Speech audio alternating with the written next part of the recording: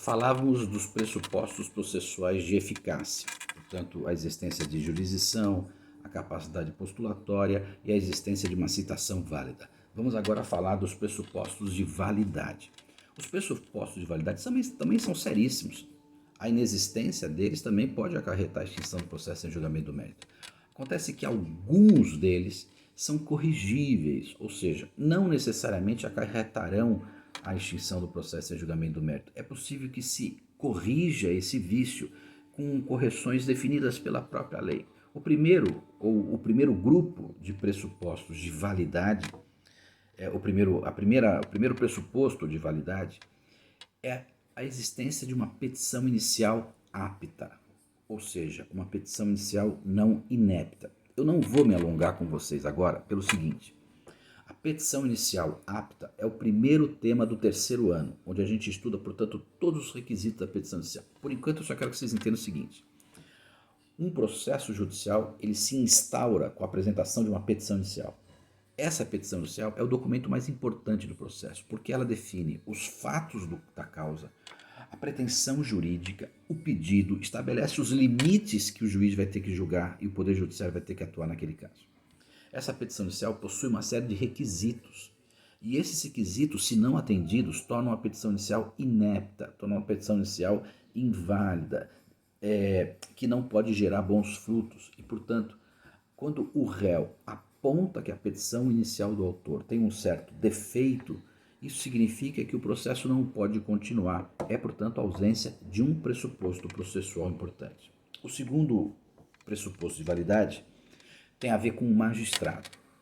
É a competência e a imparcialidade. A competência a gente viu longamente, ou seja, um juiz só pode julgar um processo dentro dos limites da sua jurisdição, portanto, dentro dos limites da sua própria competência.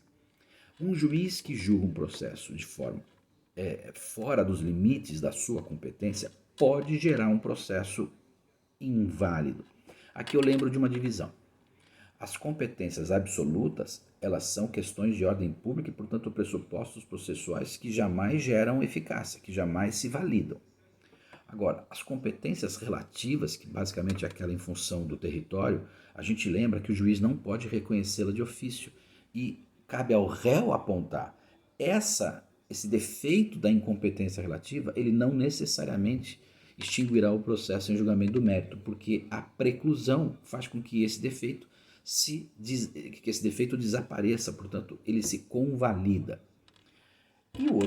E dentro desse segundo pressuposto de validade, é a imparcialidade. O juiz, portanto, não pode ser nem impedido, nem suspeito. Nós veremos esses dois temas em seguida. Próximas aulas a gente vai ver. Um juiz tem que ser imparcial, portanto, não pode ser impedido nem suspeito. Aqui, da mesma forma, o impedimento é gravíssimo e nunca se corrige. Mas a suspeição também tem prazo e, portanto, se não se alegar que o juiz é suspeito e ele não achar que é suspeito, esse defeito se desfaz e, portanto, se corrige naturalmente. Mas nós voltaremos a esse tema. O terceiro pressuposto de validade é a capacidade de ser parte. A capacidade de ser parte é a aptidão para ser ou autor ou réu. Aqui, gente, é tranquilo pelo seguinte: as pessoas físicas terão capacidade de ser parte pelo seu mero nascimento, ou seja, o fato de ser uma pessoa, de ter personalidade, você já aprendeu no primeiro ano, o fato de alguém ter personalidade, ou seja, ter nascido com vida, lhe dá a condição de ser parte no processo. Lembro, uma criancinha de 1 mês, ela pode ser autora de uma ação de alimentos. Ela não pode fazer por si só os atos, mas ela pode ser autora. Se um menor de idade, de 1 ano, é dono de um imóvel que não paga IPTU, o réu da ação será o menor. Por que eles podem ser parte? Porque eles são pessoas. E a personalidade civil lhe dá a condição de ser parte. Diferente é o outro pressuposto de validade, que é a capacidade de estar em juízo. Aqui não. A capacidade de estar em juízo, gente, ela depende de atributo de poder praticar por si os atos processuais. Portanto, se de um lado a capacidade de ser parte exige apenas a sua condição de pessoa, a capacidade de estar em juízo exige a capacidade civil de praticar por si só os atos da vida civil e os atos processuais.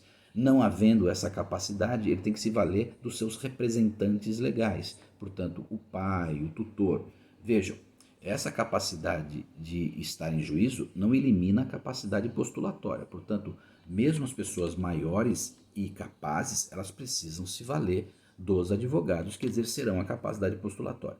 Portanto, capacidade de ser parte, basta ser pessoa. Capacidade de estar em juízo, capacidade processual, você precisa ter o atributo de, por si só, praticar os atos da vida civil, o que impõe, portanto, a sua condição de capacidade civil. Tá bom? Voltamos.